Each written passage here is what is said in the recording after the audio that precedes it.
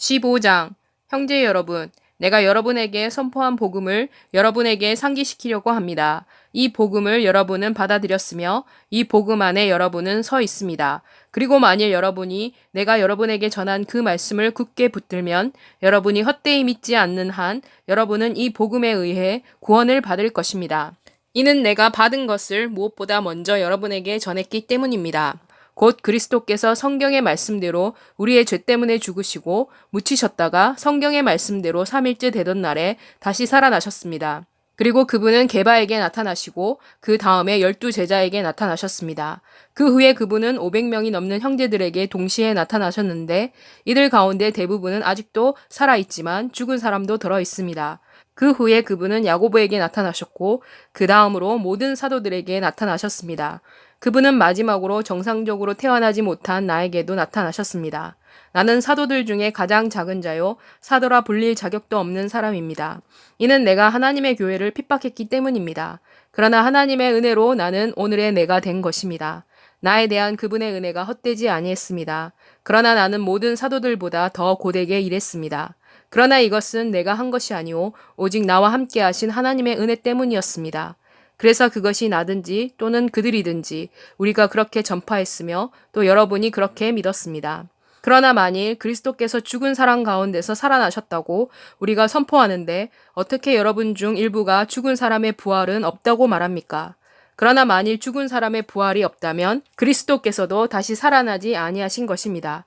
또한 만일 그리스도께서 다시 살아나지 않으셨다면 우리가 선포하는 것도 헛되고 여러분의 믿음도 헛된 것입니다. 만일 죽은 자가 다시 살아나지 않은 것이 사실이라면 하나님께서 살리지 아니하신 그리스도를 그분께서 살리셨다고 우리가 그분에 대해 증언했기 때문에 우리는 하나님의 거짓 증인인 것이 드러났습니다. 이는 만일 죽은 자가 살아나지 아니한다면 그리스도께서도 살아나지 아니하셨을 것이기 때문입니다. 또한 그리스도께서 살아나지 아니하셨다면 여러분의 믿음도 헛된 것이고 여러분은 아직도 여러분의 죄 속에 있는 것입니다.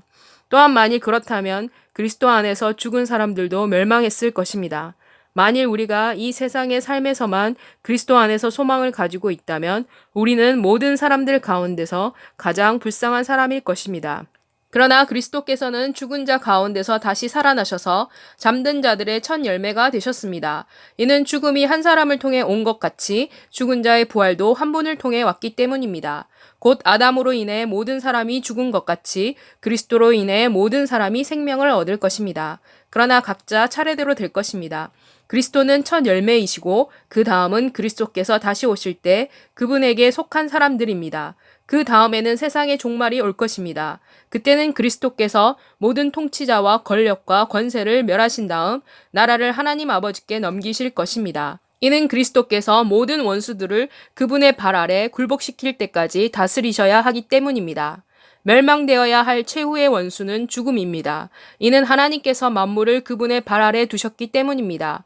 그러나 하나님께서 만물을 그분의 발 아래 두었다고 말씀하셨을 때 만물을 그분의 발 아래 두신 그분이 제외된 것은 확실합니다. 만물이 아들에게 복종하게 되었을 때 아들 자신도 만물을 그분께 복종케 하신 하나님께 복종하실 것입니다. 그래서 하나님께서 만유의 주가 되시는 것입니다. 그렇지 않고 만일 죽은 자가 살아나지 않는다면 죽은 자를 위해 세례를 받은 사람들은 무엇을 뜻합니까?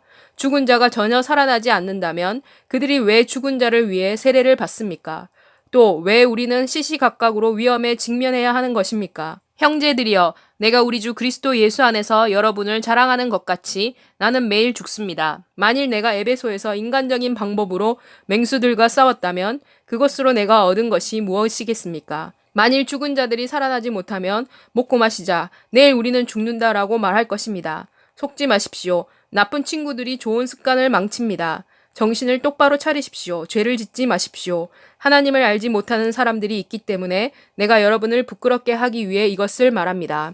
그러나 어떤 사람은 죽은 자가 어떻게 살아납니까? 그들이 어떤 몸으로 옵니까? 라고 물을 것입니다. 어리석은 질문입니다. 여러분이 심는 씨는 죽지 않으면 살아나지 못합니다. 또한 여러분이 심는 것은 앞으로 나올 몸이 아니고 그것이 볼이든지 또는 다른 것이든지 그 씨일 뿐입니다. 그러나 하나님께서는 그분께서 뜻하시는 대로 씨의 몸을 주십니다. 곧 각각 하나하나의 씨에게 그 자신의 몸을 주십니다. 모든 육체가 다 같은 육체는 아닙니다. 사람은 한 종류의 육체를 가지고 있고 동물은 다른 육체를 가지고 있으며 물고기도 다른 육체를 그리고 새들도 다른 육체를 가지고 있습니다. 하늘에 속한 몸들도 있고 땅에 속한 몸들이 있습니다. 그러나 하늘에 속한 몸들의 영광이 다르고 땅에 속한 몸들의 영광이 다릅니다. 해의 영광이 다르고 달의 영광이 다르며 별들의 영광이 다릅니다. 그런데 별 하나하나는 각기 그 영광을 따로 가지고 있습니다. 죽은 자의 부활도 이와 같습니다. 몸은 씨로 뿌려졌을 때 썩지만 살아나면 썩지 아니합니다. 몸이 묻힐 때는 천하지만 영광 가운데 살아납니다. 몸이 묻힐 때는 자연의 몸으로 묻히지만 살아날 때는 영적인 몸으로 살아납니다. 자연의 몸이 있고 영적인 몸도 있습니다. 성경이 그렇게 말하고 있습니다. 곧 첫사람 아담은 살아있는 인간이 되었다. 그러나 마지막 아담은 생명을 주는 영이 되었습니다. 그러나 영적인 몸이 먼저 온 것이 아니고 자연의 몸이 먼저 온 것입니다. 영적인 몸은 그 뒤에 왔습니다. 첫사람은 땅에서 왔으므로 흙으로 만들어졌습니다. 둘째 사람은 하늘에서 왔습니다. 흙으로 만들어진 사람은 흙으로 만들어진 사람과 같고 하늘에 속한 사람들은 하늘에서 온 사람과 같습니다. 우리가 흙으로 만든 사람의 형상을 가지고 있는 것처럼 우리는 또한 하늘에서 온 사람의 형상을 갖게 될 것입니다. 형제들이여, 내가 여러분에게 이것을 말합니다. 곧 살과 피는 하나님 나라를 유산으로 물려받을 수 없습니다. 또한 썩을 것은 썩지 않을 것을 유산으로 물려받을 수 없습니다. 보십시오. 내가 여러분에게 한 가지 비밀을 말합니다. 곧 우리 모두가 다 잠잘 것은 아닙니다. 그러나 우리는 모두 변할 것입니다. 그것은 순식간에 눈 깜짝할 사이 마지막 나팔 소리가 울릴 때 일어날 것입니다. 이는 나팔 소리가 나면 죽은 자들이 썩지 않을 몸으로 살아날 것입니다. 우리도 변할 것이기 때문입니다. 이는 또 이 썩을 몸이 썩지 않을 것을 입어야 하고 이 죽을 몸이 죽지 않을 것을 입어야 하기 때문입니다. 그래서 이 썩을 몸이 썩지 않을 것을 입고 이 죽을 몸이 죽지 않을 것을 입을 때 승리가 죽음을 삼켜버렸다는 성경의 구절이 이루어질 것입니다. 죽음아, 내 승리가 어디 있느냐? 죽음아, 내 독침이 어디 있느냐? 죽음의 독침은 죄입니다. 그리고 죄의 권세는 율법입니다. 그러나 우리는 우리 주 예수 그리스도를 통하여 우리에게 승리를 주시는 하나님께 감사를 드려야 합니다. 그러므로 내 사랑하는 형제들이여, 굳게 서서 흔들리지 마십시오. 여러분의 수고가 주 안에서 헛되지 않다는 것을 알고 항상 주의 일에 열심을 다하십시오.